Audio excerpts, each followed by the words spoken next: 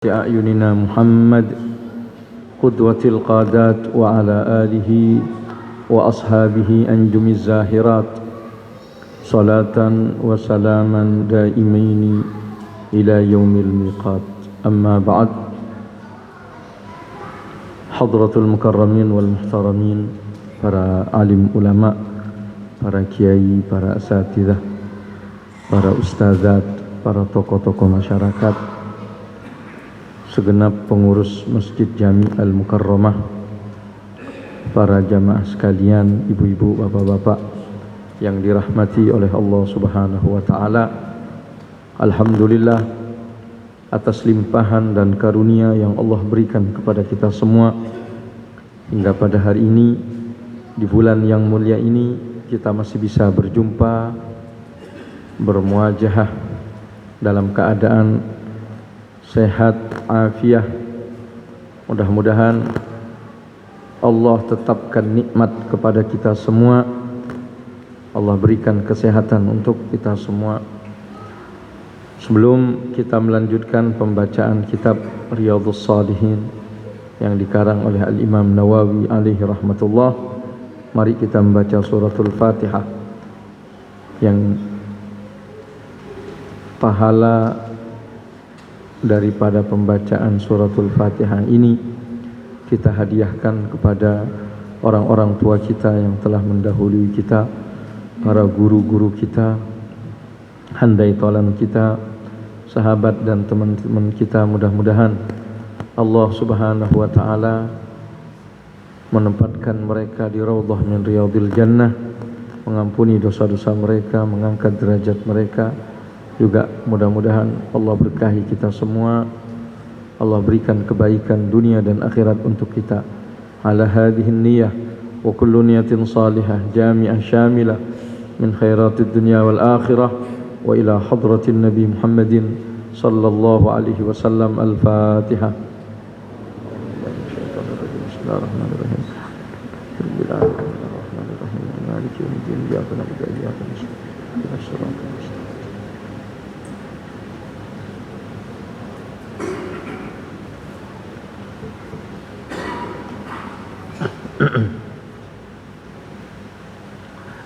Bismillahirrahmanirrahim. Qala al-Imam Nawawi alaihi rahmatullahi rahmatal abrar fi kitabih Risalatul Muawanah fi kitabih Riyadhus Shalihin ila an qala babun fi bayani kasratit turuqil khair. Pada kesempatan ini, bab ini menerangkan tentang banyaknya penjelasan tentang banyaknya jalan-jalan kebaikan. Jadi kebaikan itu sangat banyak, sehingga pernah dikatakan at-turuq ilallahi ka'adadi anfasil khalaik. Jalan menuju Allah itu seperti jumlah nafas makhluk, termasuk hayawan, termasuk tumbuh-tumbuhan. Selagi mereka bernafas, hidup, maka sebanyak itu jalan kebaikan. Jadi tidak terbatas dengan satu pekerjaan. Dan itu banyak hikmahnya. Termasuk keistimewaan umat Nabi Muhammad sallallahu alaihi wasallam. Mereka adalah orang-orang yang punya kesempatan untuk melakukan beraneka ragam kebaikan, supaya kita tidak bosan. Jadi bosan, capek sholat ganti zikir, capek zikir ganti baca Quran, capek baca Quran ganti silaturahim, capek silaturahim ganti bersedekah. Terus begitu banyak amal-amal yang bisa kita kerjakan. Tujuannya agar kita tetap berada di dalam, karena manusia ini cenderung untuk bosan, untuk berkeluh kesah. Tapi di sini Allah Subhanahu wa taala lawwana lakal ibadat, kata Imam Ibn Athaillah Sakandari, membuat ibadah ini beraneka ragam. Setelah Allah mengetahui bahwa engkau memiliki sifat bosan, jenuh, maka dianeka ragamkan. Nah, itu bentuk kasih sayang dari Allah Subhanahu wa taala.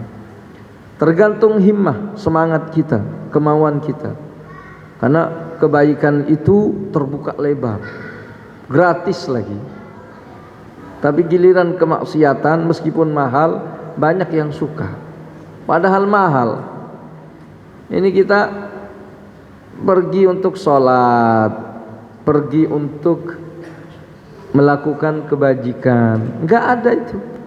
Tuntutan yang macam-macam nggak ada. Makanya di sini Allah Subhanahu wa taala mengatakan, wa ma taf'alu min khairin fa innallaha bihi alim. Apa yang kalian lakukan dari kebaikan-kebaikan, maka Allah Maha mengetahui. Jadi jangan khawatir tidak dianggap kebaikan kita oleh Allah Subhanahu wa taala. Wa qala ta'ala, faman ya'mal mithqala dzarratin khairan yarah. Siapa yang beramal mithqala dzarratin, sekecil biji atom, artinya yang baik, beramal baik sekecil apapun, maka akan dilihat oleh Allah. Makanya di dalam hadis Nabi mengatakan, nanti akan dijelaskan, wala tahtaqiranna minal ma'rufi syai'a walau an tulqi an talqa akhaka biwajhin taliq. Janganlah engkau meremehkan kebaikan sekecil apapun, meskipun hanya sekedar berjumpa dengan saudaranya dengan wajah yang berseri-seri. Meskipun hanya itu, kita enggak punya amal yang bisa kita amalkan. Lagi malas beribadah misalnya, lagi malas sholat, lagi malas silaturahim, enggak usah repot-repot. Zaman sekarang, ambil handphone, telepon orang tua, kasih kabar yang enak-enak. Alhamdulillah. Kalau nggak ada orang tua, saudara, telepon aja, gimana kabarmu, ini tumben nih nelfon, bilang aja basa-basi, nggak tahu, kangen nih gitu, pengen dengar suara, gimana kabar, itu girangnya udah minta ampun, pahala itu, kebaikan. Jadi kebaikan itu gampang, tinggal kita bertekad dengan ikhlas karena Allah, bersungguh-sungguh, maka banyak hal. Keluar dari rumah ketemu tetangga, Waalaikumsalam, permisi, sambil senyum, udah baik itu, udah ma'ruf, udah kebaikan. Innallaha ya'muru bil ma'ruf, katanya. Maka dikatakan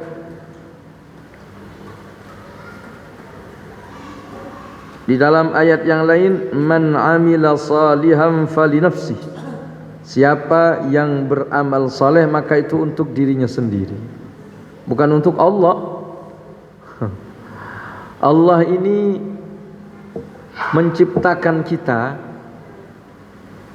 itu agar kita menghuni dunia ini, dan kita menjadi tugas Allah untuk menjadikan dunia sebaik mungkin, agar bumi yang kita pijak ini menjadi tempat yang enak bagi semua makhluk. Itu tujuan Allah menciptakan kita, bukan ingin bermanfaat kepada kita.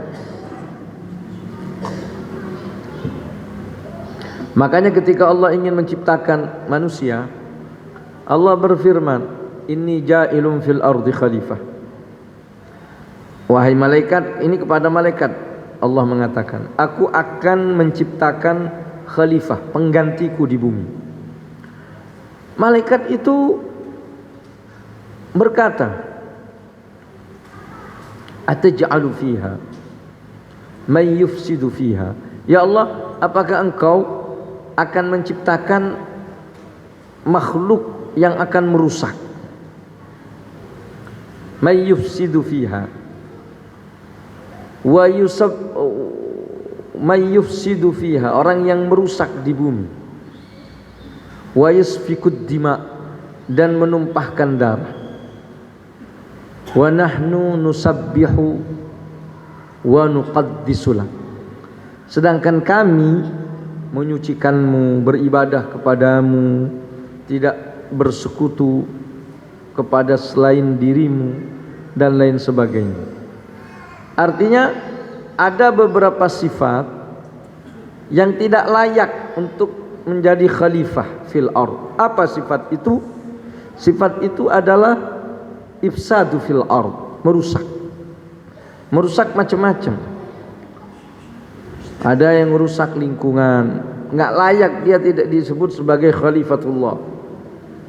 Merusak persaudaraan, apalagi merusak hubungan antar tetangga, saling memfitnah satu sama lainnya, itu ifsad fid dunya fil ard. Itu merupakan bentuk membikin dan merusak dunia ini. Begitu pula safkud dima, menumpahkan darah, itu juga demikian. Jadi kalau ada orang yang merusak, mengklaim dirinya sebagai khalifatullah fi ardi, maka itu tidak layak. Sebaliknya, malaikat itu menawarkan dirinya, wa nahnu, sedangkan kami, secara tidak langsung malaikat mengatakan, udah kami aja ya Rabb yang menjadi penghuni bumi, dijamin gak ada yang maksiat malaikat itu. Tapi Allah mengatakan, qala inni a'lamu ma la ta'lamun. Udah, diam kamu malaikat, aku mengetahui sesuatu yang tidak engkau ketahui. Itu berbuat baik di muka bumi ini merupakan bentuk daripada melaksanakan tugas kita selaku ciptaan Allah yang Allah inginkan agar kita menjadi khalifah fi ardi, khalifah di buminya Allah ini. Dengan apa? Dengan ketaatan. Dan taat itu banyak sekali bentuknya.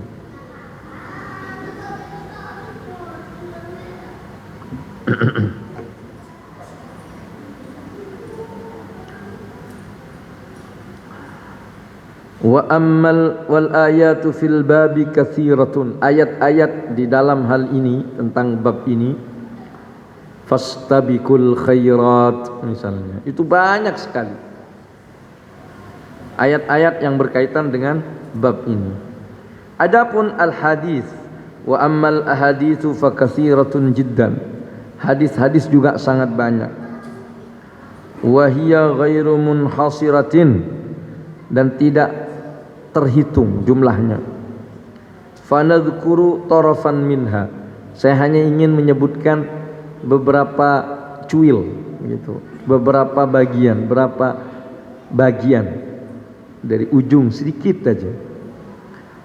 Al-awwal, hadis yang pertama yang menerangkan tentang amal saleh, begitu banyak caranya, adalah an Abi Dzarrin Jundab bin Junadah radhiyallahu anhu qala, dari Abi Dzar bahwa radhiyallahu anhu qala, qultu ya Rasulullah, saya berkata, ya Rasulullah, ayu a'mal afdal, amal apa yang paling afdal?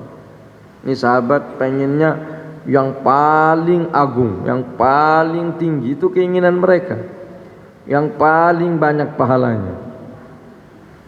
Qala al-imanu billah, iman kepada Allah itu amal yang paling afdal. Orang yang selagi iman, maksiat seperti apapun yang ia lakukan, maka masih bisa diharapkan untuk masuk ke dalam surga, masih banyak harapan.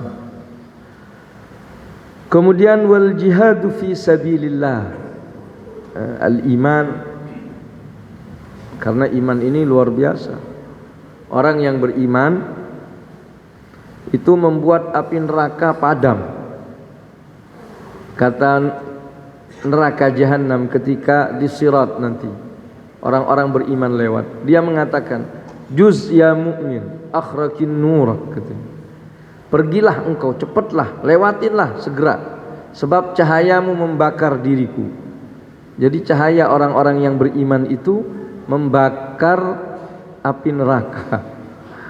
Cahayanya itu dari kuatnya, itu hanya dimiliki oleh orang-orang yang beriman. Maka banyak dari para sahabat yang ketika mereka ingin menguatkan iman, mereka berkata, hayya ya ashab Rasulillah, katanya, ayo, hayya nu'minus bina sa'a, ayo kita beriman beberapa saat. Apa yang dilakukan? Bikin zikir jama'i, bikin zikir bareng-bareng, ngaji bareng-bareng, mendengarkan mau'izah bareng-bareng. Itu termasuk bagian untuk menambah keimanan, dan itu afdal. Karena ilmu itu termasuk hal yang dapat menambah keimanan, maka menuntut ilmu itu merupakan ibadah yang paling agung.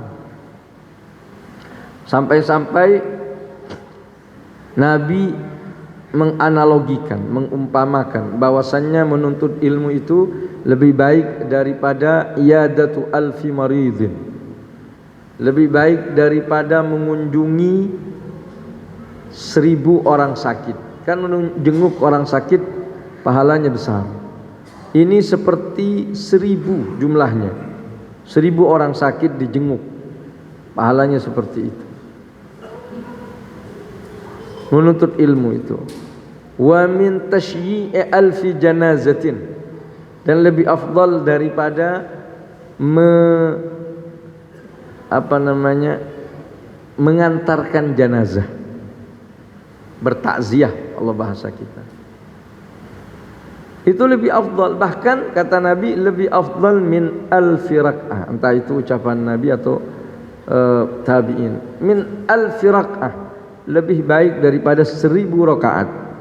Jadi kita duduk di sini ibadah dan dapat menambah keimanan.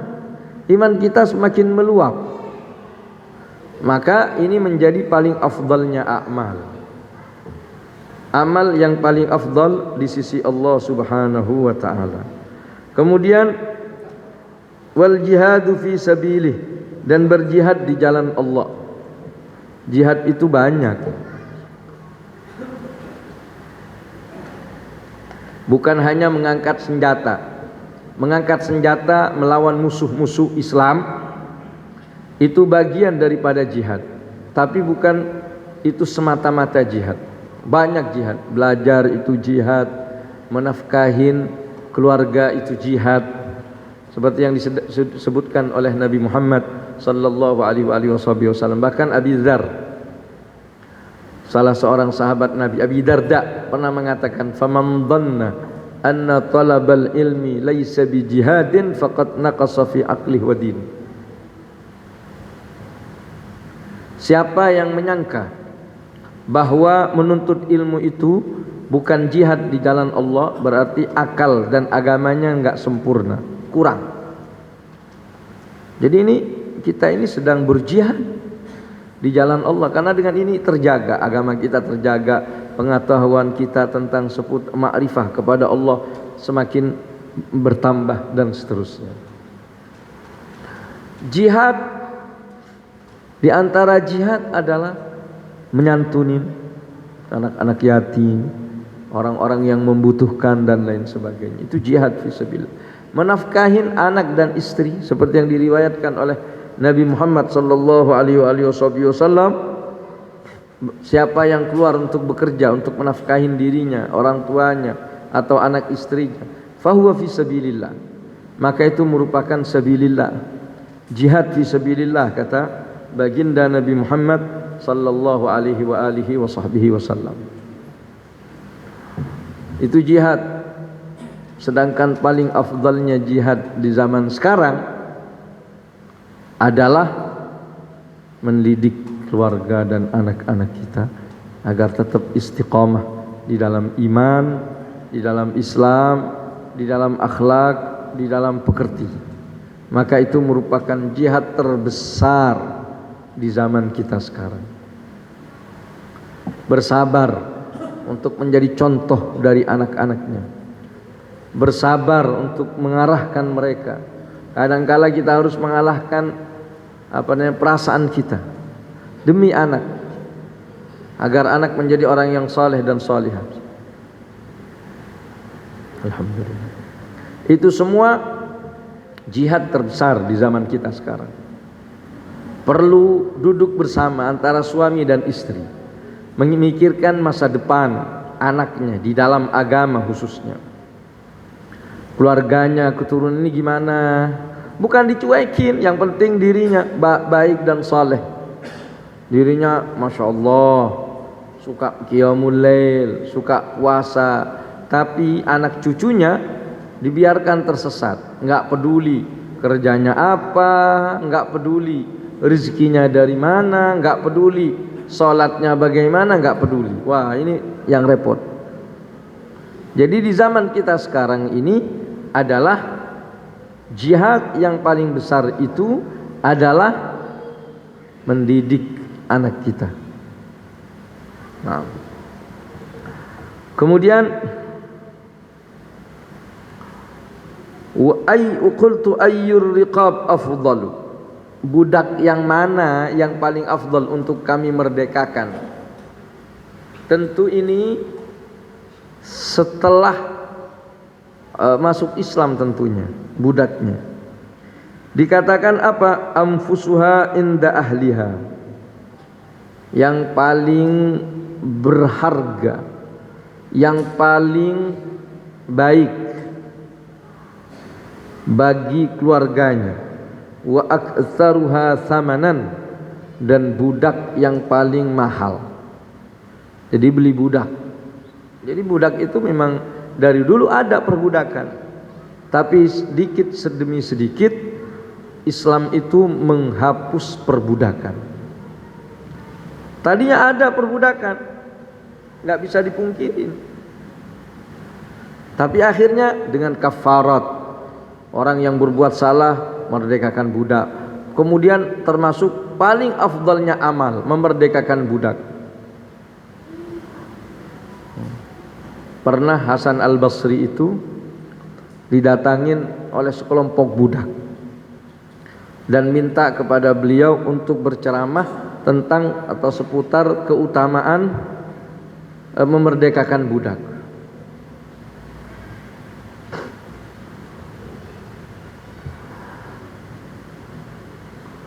Kemudian Imam Hasan Al-Basri menyanggupin, tapi ditunggu Jumat pertama, Jumat kedua, enggak kunjung berceramah tentang keutamaan memerdekakan budak. Sampai akhirnya 1 tahun berikutnya Imam Hasan Al-Basri berceramah di masjid, khutbah Jumat tentang keutamaan memerdekakan budak. Maka tidak ada seorang pun yang punya kemampuan dan memiliki seorang budak atau 1 atau 2 atau lebih, itu pasti memerdekakan. Jadi orang yang punya budak dimerdekakan budaknya, dimerdekakan budak. Sebab mendengar khutbah yang diucapkan oleh Imam Hasan Al-Basri, hampir di masjid itu semua orang memerdekakan budak. Wah, merdeka massal. Sampai budak-budak itu heran dan mendatangin beliau, "Imam, saya kan minta engkau bicara tentang keutamaan merdekakan budak. Kok baru sekarang, enggak dari dulu?" Kata beliau, "Iya, saya tidak mau berbicara, mengajak, ngomong sebelum saya sendiri mengerjakan. Maka saya waktu itu memerdekakan budak, enggak punya uang, enggak punya budak. Akhirnya saya kumpulkan uang, sampai setelah terkumpul uang saya belikan budak. Setelah saya beli budak, saya merdekakan."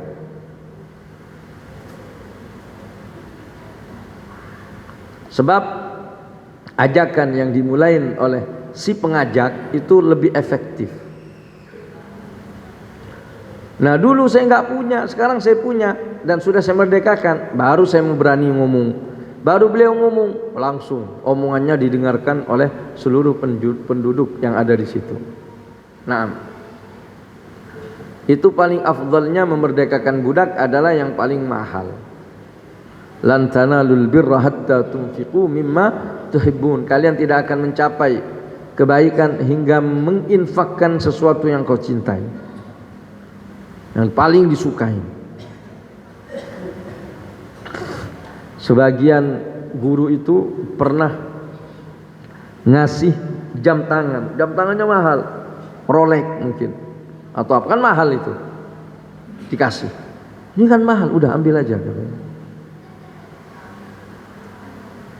Ketika ditanya demikian, kata saya ini suka, seneng kepada jam tangan itu. Saya takut jam tangan itu ngambil hati saya. Itu mereka karena Allah Subhanahu wa ta'ala.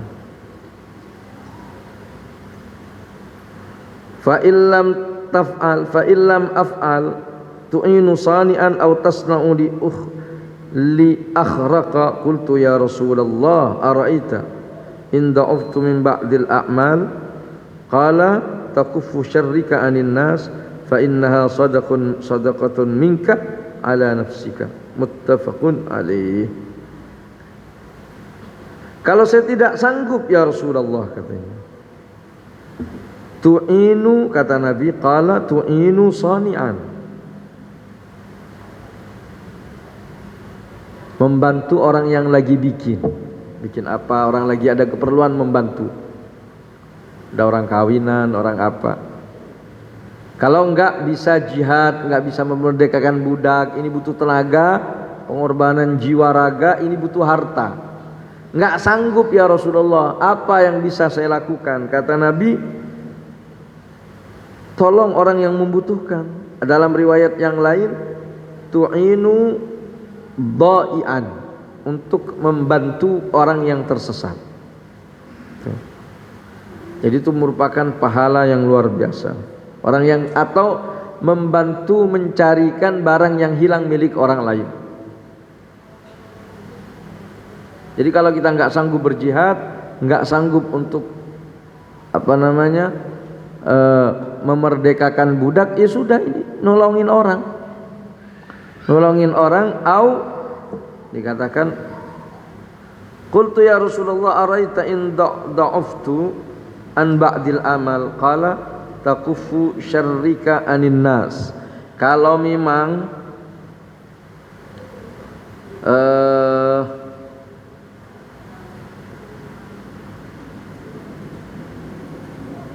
bila mana kamu menginginkan hanya bisa melakukan kebaikan dan tidak sanggup untuk mengerjakan sebagian amal-amal, jadi dia tidak sanggup untuk berbuat baik yang disebutkan tadi. Apa kata Nabi? Qala taqufu syarrika anin nas. Paling tidak sikap burukmu itu engkau tahan agar tidak menimpa orang lain. Paling tidak enggak nyakitin. Sebab fa inna sadaqatun minka ala nafsika. Sebab tidak menyakitin orang lain seketika kita sedang berinteraksi dengan orang-orang lain, maka itu bentuk dari kebijaksanaan dan kewalian yang paling memahami. Naam. Takuffu syarrika anin nas fa innaha sadaqatun minka ala nafsika. Sebab hal itu merupakan sedekah. Sedekah darimu untuk jiwamu.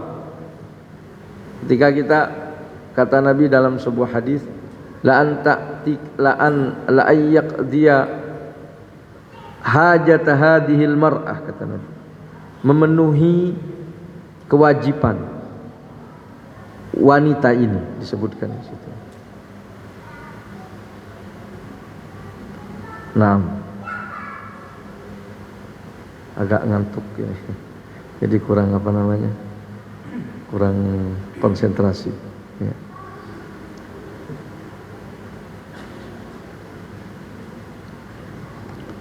Kita lagi ada tamu dari sebelum subuh. Acara baru kelar.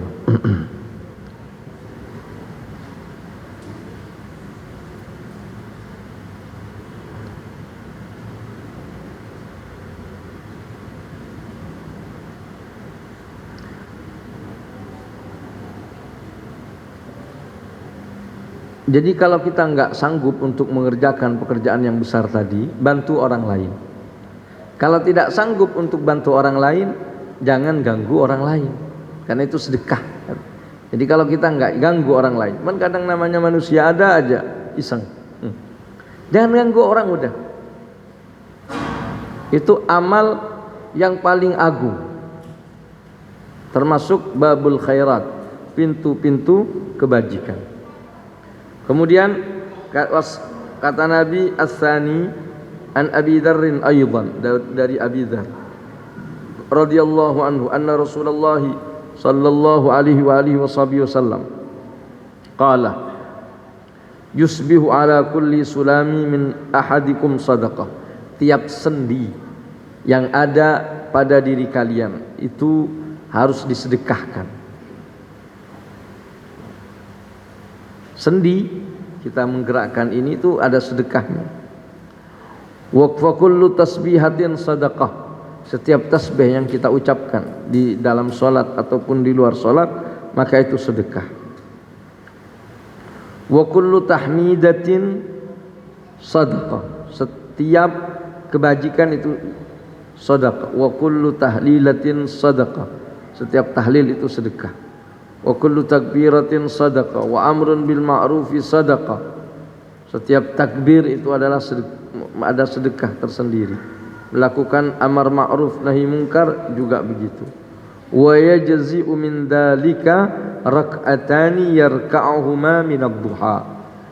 Untuk melakukan itu semua, tasbih, tahmid, ini itu dapat engkau raih dengan 2 rakaat dari salat duha. 2 rakaat duha itu menyamain amal-amal baik yang disebutkan tadi. Ini disebut dengan salat awwabin. Dalam sebuah keterangan dikatakan la tajtami'ul faqra ma'ad duha. Orang yang rajin salat duha enggak mungkin miskin. Sebab kemiskinan itu tidak bisa menyatu dengan orang yang melakukan salat duha. Dan itu merupakan wasiat daripada Nabi Muhammad sallallahu alaihi wasallam kepada sebagian sahabat, seperti Abu Hurairah diwasiatin oleh Nabi untuk tidak meninggalkan 3 hal. Yang pertama, jangan meninggalkan salat duha dan salat witir. Itu salah satu dari yang kedua adalah berpuasa 3 hari di setiap bulan. Dan yang ketiga salat witir tadi, salat duha.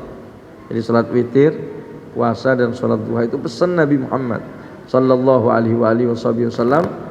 Maka sangat layak manakala kita istiqamah di dalam melakukan salat duha. Mudah-mudahan Allah berikan kekuatan untuk kita semua. Kemudian ini tentang keutamaan salat duha.